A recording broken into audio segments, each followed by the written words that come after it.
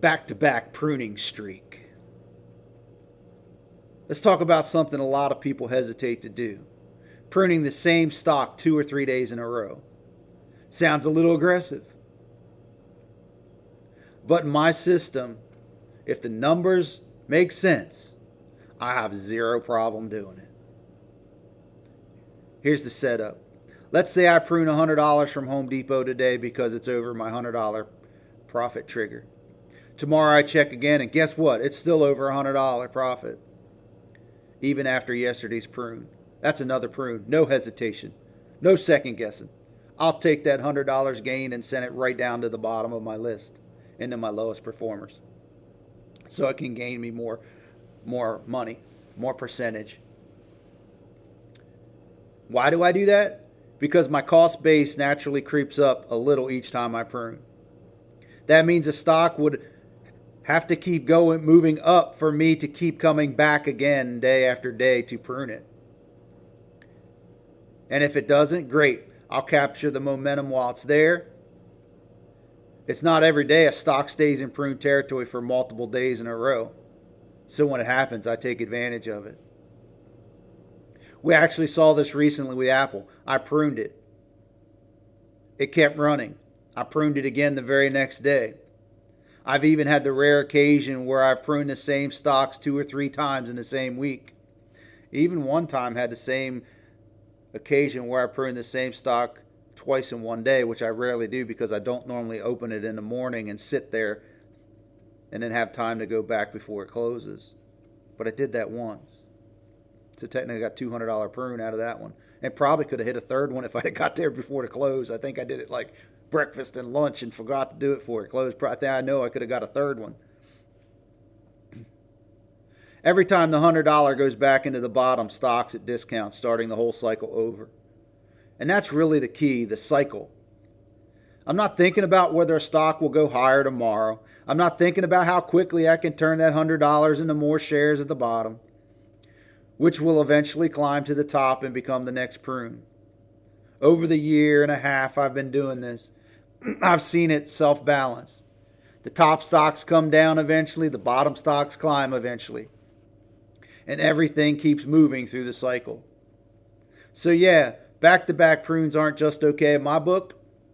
They're a bonus. They're a sign that the stock's running hot and I'm locking in gains while fueling the bottom. That's how you keep your portfolio moving without sitting on idle profits. It's fascinating. I don't mind pruning it more than once. So you may ask, well, why don't you wait till it hits another higher price? I could. I'm just not right now. I'm building a base. I'll reevaluate the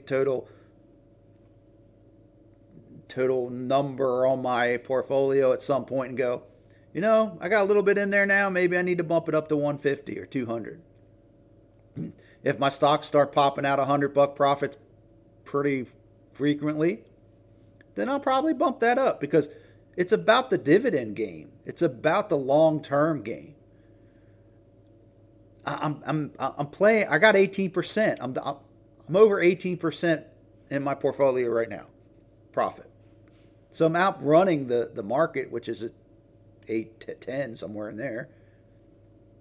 I'm definitely outrunning a high yield savings account, which is 4 or 5. I'm definitely outrunning your savings account, which is 0.0 something 1. So I'm definitely outrunning that. So it works. Develop your system. Trust your system. Took me a couple years before I decided to start talking about this and sharing what I'm doing. So you can start thinking about how you could do it. 18% to change your life over the long haul. And we start throwing compound interest on that, it's just going to start exploding. It's going to be fascinating. I'm on a journey with you. I'm just going to share what I'm doing, and hopefully you can glean some wisdom out of it. Because we're building something together. I'm sharing what I'm doing so that you can understand what we're doing. Let's change the world together. Let's change our world first. Let's build that portfolio together. And then we can change the lives of people around us. And we do it right, we do it well, and do it with God. And we listen to Jesus and the Holy Spirit when they speak to us. We'll change the world. We'll be prepared when He says, hey, I need you to start this. I need you to do this. Trust Him. Trust your system. Develop a system. Trust it. And you will change the world.